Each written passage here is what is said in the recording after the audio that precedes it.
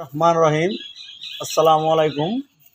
এই যে আমাদের কুমিল্লা হোমনা থানার ভিতরে ডিজাইনের কাম চলতেছে, দক্ষ কারিগরের দ্বারাই তৈরি করা হতেছে।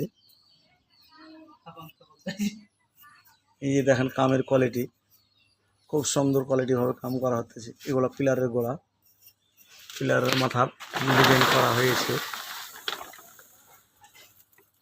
যা কারো করার ইচ্ছা থাকলে আমাদের স্ক্রিন নাম্বারে যোগাযোগ করবেন। ওরা বারান্দার কলম হয়ে গেছে, বস্তা পচায় পানি খাওয়ানো হচ্ছে।